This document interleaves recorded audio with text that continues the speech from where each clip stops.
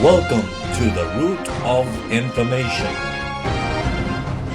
Hello viewers, it's Dr. Zakir Rafiq. I'm a hair transplant surgeon based in London, and today I want to talk you through a common term which is bandied around called alopecia. Now, alopecia is a medical term, but it seems to mean all sorts of things to all different types of patients as well. And so today I want to demystify this term. Alopecia actually means hair loss. It's an umbrella term within which it incorporates many different subsections of hair loss, like alopecia areata or androgenic alopecia. So it doesn't necessarily mean the alopecia that you think about when you have a round, patchy hair loss. That's often caused by an autoimmune condition called alopecia areata or even a fungal infection. Right, let's talk about the facts now.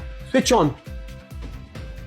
And we start off with androgenic alopecia. This is a huge problem and affects both men and women. 50% of men above the age of 50 will suffer from some form of male pattern baldness. That's what you get classically when you start losing hair temporarily outside of the temples and also at the crown. And it also extends back and extends forward, and eventually you're left with this patch of hair. Interestingly enough, it's that patch of hair that we use to hair transplant patients. That's called the donor area. Aside from that, there are other types of alopecia that you need to be aware of. One of which is a circular loss of hair or a patchy loss of hair, which is called alopecia areata, but it can be also caused by other forms of alopecia like tinea or fungal infection. Another common form of alopecia is something I've touched on before, traction alopecia. This is where you put pressure on the hair follicle by pushing the hair back, and because of that, it affects the follicles at the temples and at the back of the head and neck. Common in certain subtypes of patients, like Afro-Caribbean patients who braid and weave, or patients from the Sikh community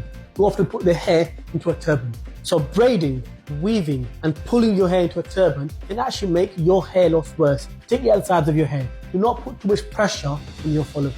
What's clear is that the symptoms of alopecia can vary from one type of alopecia to the next. What's even more important is that you recognize these and seek medical advice early. So see someone like myself, a hair transplant surgeon, or your GP, when you start experiencing this form of hair loss, let's start fighting this early and successfully. Thank you for today. Hope you enjoyed this video. Till next time, have a lovely day.